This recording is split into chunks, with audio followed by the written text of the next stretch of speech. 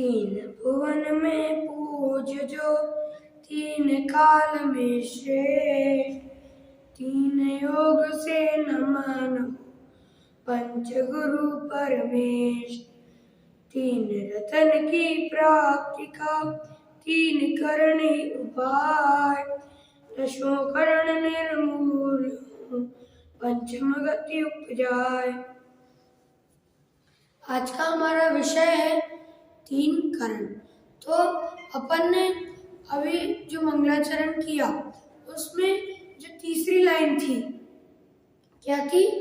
तीन रत्न की प्राप्ति का तीन करण ही उपाय, अर्थात जो तीन करण है नहीं, जो तीन रत्नत्रय है ना, सम्यक दर्शन, सम्यक ज्ञान और सम्यक चारित्र, इनके लिए तीन करण हैं। कौन से? तो अधःकरण, अपूर्वकरण और अनिवृत्तिकरण। तो सबसे पहले सम्यक दर्शन। जो सम्यक दर्शन है उसकी प्राप्ति के लिए 5 लब्धियां बताई हैं।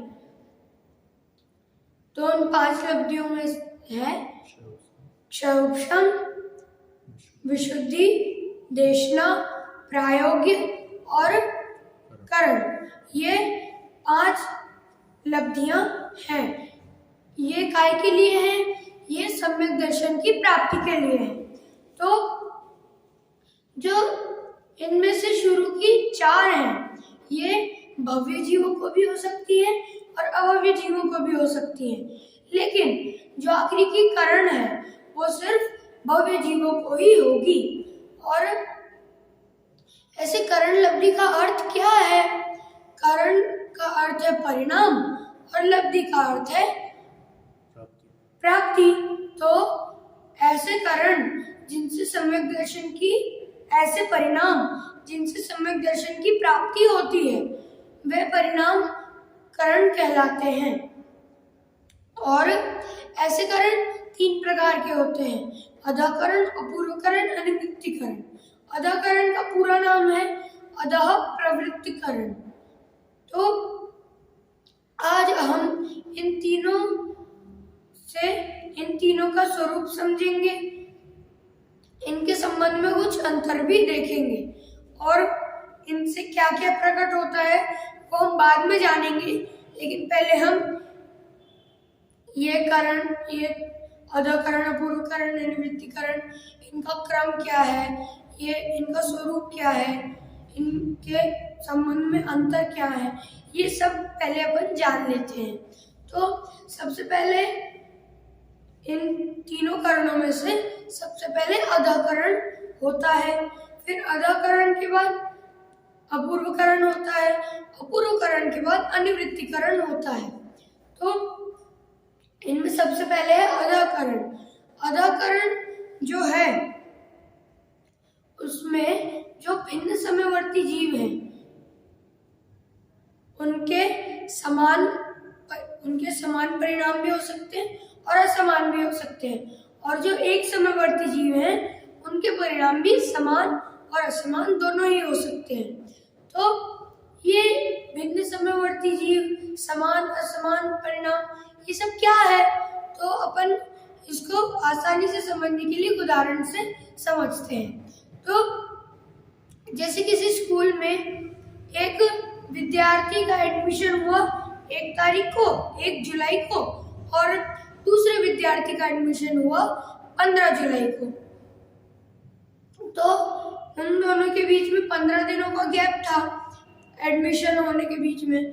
तो कई लोगों को ऐसा लग रहा होगा कि 1 जुलाई वाला ज्यादा समझदार बन गया होगा, लेकिन ऐसा नहीं है। अधःकरण में तो अगर भिन्न समयवर्ती हो, मतलब जैसे अभी अपन ने देखा ना कि 1 जुलाई में एक विद्यार्थी का एडमिशन हुआ और दूसरे विद्यार्थी का 15 जुलाई में, तो उसमें वैसे अब 1 जुलाई को टेस्ट हुई, तो अगर 1 अगस्त को टेस्ट हुई, तो दोनों के अगर मार्क्स सेम आए तो वो भिन्न समयवर्ती में समान हो जाएगा और समान परिणाम हो जाएंगे उन दोनों के, समान योग्यता हो जाएगी उनकी। और अगर 15 जुलाई वाले के ज़्यादा आ गए या फिर 1 जुलाई वाले के 10 में से 10 आ गए और 15 जुलाई वाले के 9 ही आ पाए, तो ये उसमें भिन्न समयवर्ती का असमान हो जाएगा। और एक समयवर्ती मतलब 2 विद्यार्थियों ने लिया एक ही दिन, 1 जुलाई को एडमिशन लिया और 1 महीने बाद अर्थात 1 अगस्त को टेस्ट हुआ, तो अगर दोनों के मार्क्स सेम आए तो वो एक समयवर्ती में समान हो जाएगा। और अगर दोनों के मार्क्स अलग अलग आए, जैसे किसी के 10, किसी के 9, किसी के 5, ऐसे, तो ये हो जाएगा एक समयवर्ती में असमान परिणाम। ये हो गया आधाकरण। अब अपूर्वकरण। अपूर्वकरण में भिन्न समयवर्ती जीवों के परिणाम सिर्फ असमान ही होंगे। तो भिन्न समयवर्ती जीव, इसमें कैसा उदाहरण लेना, तो जैसे किसी ने 1 साल पहले किसी ने एडमिशन लिया, किसी विद्यार्थी ने किसी स्कूल में, तो और 1 साल बाद किसी और विद्यार्थी ने एडमिशन लिया, तो जो पहले आ गया था, 1 साल पहले आ गया था, वो अब तो 12th में चला जाएगा और जो 1 साल बाद आया था वो 11th में ही रहेगा। तो वो 11th वाला कितनी ही कोशिश कर ले लेकिन वो 12th में नहीं आ सकता। लेकिन अगर वो 12th में आएगा तो 1 साल बाद आएगा और 1 साल बाद वो 12th वाला फर्स्ट ईयर मतलब कॉलेज में चला जाएगा। तो वो उसमें जो भिन्न समयवर्ती हैं उनके दोनों की क्लास असमान ही रहेगी, दोनों की क्लास अलग अलग ही रहेगी, वो दोनों की क्लास सेम नहीं हो सकती। ये हो गया भिन्न समयवर्ती का असमान, ये अपूर्वकरण में। अब एक समयवर्ती का अपन ने पहले देख ही लिया था, इसमें भी समान और असमान दोनों आएंगे। अब अनिवृत्तीकरण। अनिवृत्तीकरण में भिन्न समयवर्ती जीवों के परिणाम असमान ही होंगे और एक समयवर्ती जीवों के परिणाम समान ही होंगे। तो अब अपन ने 2 अंतर देख लिए। अब अपन तीसरे अंतर पे आते हैं। क्या है तीसरा अंतर? कि जो अधाकरण है उसका काल अंतर्मुहूर्त है, लेकिन जो अपूर्वकरण है उसका काल भी अंतर्मुहूर्त तो है ही, लेकिन अधाकरण से थोड़ा कम है। अब अनिवृत्तीकरण का काल है, उसका काल भी अंतर्मुहूर्त ही है, परंतु अपूर्वकरण से कम है। तो अब अगर अपन इस साइड से देखें तो जो अनिवृत्तीकरण का काल है उससे संख्यात गुना ज्यादा अपूर्वकरण का है और अपूर्वकरण से भी संख्यात गुना ज्यादा काल अधाकरण का है। अब ये अपन ने तीसरा अंतर भी देख लिया। अब अपन चौथा अंतर देखते हैं। क्या है चौथा अंतर? इनके परिणाम। अपन ने अभी देखा था ना कि भिन्न समयवर्तियों के समान असमान परिणाम, एक समयवर्ती जीवों के समान असमान परिणाम, तो अपन ने देख लिया था, लेकिन ये परिणाम होते कितने हैं? तो अधाकरण में तो असंख्यात लोक प्रमाण होते हैं, जैसे एक लोक में असंख्यात प्रमाण, दूसरे लोक में असंख्यात प्रमाण, तीसरे लोक में असंख्यात प्रमाण। तो ऐसे 1-2 लोक नहीं, असंख्यात लोक, और उन असंख्यात लोकों में असंख्यात परिणाम है। तो ये असंख्यात लोक, तो ये हो गया कुल असंख्यात लोक प्रमाण। ये तो अधाकरण का है। अब अपूर्वकरण में ये आएगा कि जो अधाकरण है उसमें भी असंख्यात लोक गुणे ज्यादा, मतलब अधाकरण में कितना है? असंख्यात लोक प्रमाण, तो उसमें ही उतना ही प्लस कर दो, जितना अधाकरण का है उसमें उतना ही प्लस कर दो, मतलब उसका स्क्वायर। तो अपूर्वकरण में उसका अधाकरण का स्क्वायर आएगा, मतलब असंख्यात लघु गुणे ज्यादा।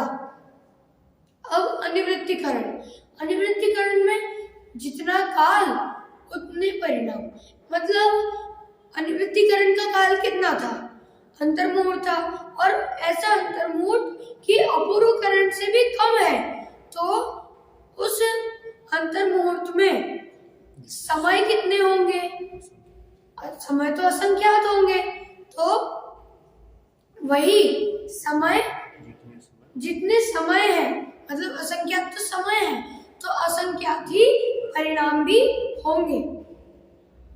किसमें, अनिवृत्तीकरण में। अब पांचवा अंतर क्या है कि जो अधाकरण है उसमें विशुद्ध परिणाम होते हैं, मतलब शुद्ध परिणाम होते हैं। अपूर्वकरण में अधाकरण से शुद्ध परिणाम ज्यादा होने से अपूर्वकरण में विशुद्धतर परिणाम होंगे, और अपूर्वकरण से भी ज्यादा विशुद्ध परिणाम अनिवृत्तीकरण में होने से अनिवृत्तीकरण के परिणाम विशुद्धतम कहलाए जाएंगे। तो ये अपन ने जाना कि इनके परिणाम कितनी विशुद्धि है, किसकी ज्यादा विशुद्धि है और किसकी सबसे ज्यादा परिणामों में विशुद्धि है। अब अपन आखिरी अंतर देखते हैं कि जो अधाकरण है उसमें अनुकृष्ट की रचना होती है, अपूर्वकरण में अनुकृष्ट की रचना नहीं होती, और अनिवृत्तीकरण में तो अनुकृष्ट की रचना हो ही नहीं सकती। तो किसी को अनुकृष्ट की रचना का अर्थ समझ में नहीं आ रहा होगा, तो आइए अपन अनुकृष्ट की रचना को समझते हैं। तो पहले अपन इसकी परिभाषा देख लेते हैं, फिर अपन इसको उदाहरण से घटित करेंगे। तो परिभाषा यह है कि ऊपर व नीचे के समवर्ती जीवों के परिणाम जिस रचना में समान निकलाए जाए उसे अनुकृष्ट की रचना कहते हैं। अब ऊपर नीचे समवर्ती मतलब क्या, तो जैसे भिन्न समवर्ती में अपन ने देखा था कि एक स्टूडेंट ने 1 जुलाई को एडमिशन लिया और दूसरे स्टूडेंट ने 15 जुलाई को, तो 1 जुलाई वाला ऊपर में आएगा और जो 15 जुलाई वाला था वो नीचे में आएगा। और इन दोनों की इंटेलिजेंसी, मतलब यहाँ पर आया ना कि इन दोनों की योग्यता, तो क्या था परिभाषा में कि ऊपर व नीचे के परिणाम की जगह यहाँ पर योग्यता या फिर इंटेलिजेंसी लेना है। तो 1 जुलाई वाले की योग्यता और 15 जुलाई वाले की योग्यता अगर दोनों की सेम होती है और उन दोनों की योग्यता सेम है, यह बताने वाली जो रचना है उसे अनुकृष्ट की रचना कहते हैं। अब आज अपन ने इन 6 अंतरों को समझा। अब सबको अधाकरण, अधाप्रवृत्तिकरण, अपूर्वकरण और अनिवृत्तीकरण, इन तीनों ही करणों के बारे में अच्छे से, ये तीनों ही आप सबको अच्छे से समझ में आ गए होंगे। तो अब अपन इन तीनों से क्या क्या प्राप्त होता है वो देखते हैं। तो सबसे पहले जो 3 करण है वो 6 जगह होते हैं, 3 करण 6 जगह होते हैं। तो पहली जगह जो प्रथमोपशम सम्यक्त्व है उसमें 3 करण हो, प्रथमोपशम सम्यक्त्व की प्राप्ति के लिए 3 करण चाहिए और वह 3 करण पहले गुण स्थान में प्रकट होते हैं। तो ये जो प्रथमोपशम है ये किसका भेद है, ये प्रथमोपशम तो औपशमिक सम्यक्त्वों का भेद है। तो ऐसे प्रथमोपशम की प्राप्ति के लिए पहले गुण स्थान में 3 करण प्राप्त हो सकते हैं जिनसे प्रथमोपशम की प्राप्ति होगी। अब दूसरा पॉइंट कि जो अनंतानुबंधी है उसकी विषय योजना के लिए, तो विषय योजना अर्थात क्या, अनंतानुबंधी की विषय योजना अर्थात क्या, तो अनंतानुबंधी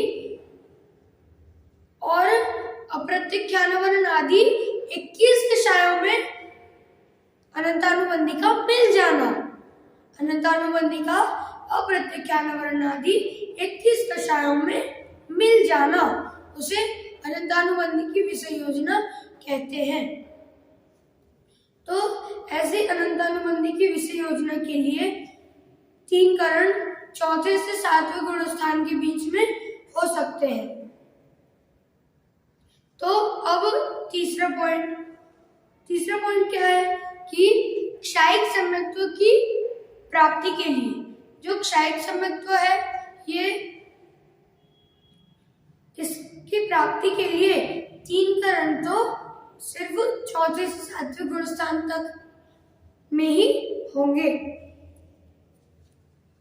और अब चौथा पॉइंट, जो द्वितीय उपशम है उसकी प्राप्ति के लिए चौथे से 7वें गुणस्थान के बीच में 3 करण होते हैं। तो ये द्वितीय उपशम क्या है? द्वितीय उपशम तो औपशमिक का दूसरा भेद है। अब पांचवा पॉइंट यह है कि जो उपशम श्रेणी है, ऐसी उपशम श्रेणी की प्राप्ति के लिए 7वें से 9वें गुणस्थान में 3 करण प्राप्त हो सकते हैं, 3 करण होते हैं। तो इसमें पहले में तो आ रहा था ना चौथे से 7वें गुणस्थान में, तो एक गुणस्थान में तीनों हो सकते थे वहां पर करण, लेकिन यहाँ पर 7वें गुणस्थान में एक करण होगा, आधा करण, फिर 8वें गुणस्थान में अपूर्व करण और 9वें गुणस्थान में अनुवृत्ति करण। ये 3 गुणस्थानों में 3 करण होंगे। और 7वें गुणस्थान के 2 भेद हैं, स्वस्थान और सातिशय। इसमें इन दोनों भेदों में से जो 7वां गुणस्थान है ना, अप्रमत्त विरक्त, तो उसके 2 भेद हैं, स्वस्थान और सातिशय। इन दोनों में से सातिशय जो है, इस सातिशय में ही अधाकरण होगा। तो ये अपन ने जाना। अब छठवां पॉइंट यह है कि शपक श्रेणी जो है उसकी प्राप्ति के लिए भी 7वें से 9वें गुणस्थान में 3 करण होते हैं। अब 2 करण 3 जगह, तो पहली जगह कौन सी है? क्षायोपशमिक सम्यक्त्व। क्षायोपशमिक सम्यक्त्व के लिए पहले गुणस्थान में 2 करण होते हैं। और अब दूसरी जगह,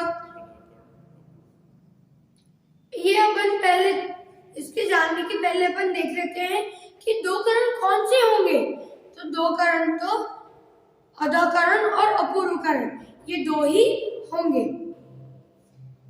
अब दूसरी जगह है देश संयम। देश संयम में पहला और चौथा, पहले से चौथा नहीं, पहला और चौथा, इन दोनों गुणस्थानों में कहीं भी 2 करण होते हैं। और अब आखिरी जगह, तीसरी जगह क्या है? तो सकल संयम। सकल संयम की प्राप्ति के लिए पहले, चौथे और 5वें गुणस्थान में, पहले, चौथे और 5वें गुणस्थान में कहीं भी 2 करण होते हैं। तो आज हमने इन करणों के बारे में विस्तार से जाना। अदाकरण, अपूर्वकरण, अनिवृत्तिकरण। आज अपन ने इन तीनों करणों के बारे में विस्तार से जाना और हम भी इन करण की प्राप्ति करके और बाकी की भी 4 लब्धियां और प्रकट करके सम्यक दर्शन की प्राप्ति करें और बाद में सम्यक ज्ञान और सम्यक चारित्र की प्राप्ति करके सिद्ध शिला में विराजमान हो अर्थात सिद्ध भगवान बने। इसी मंगल भावना से विराम। जय जिनेन्द्र।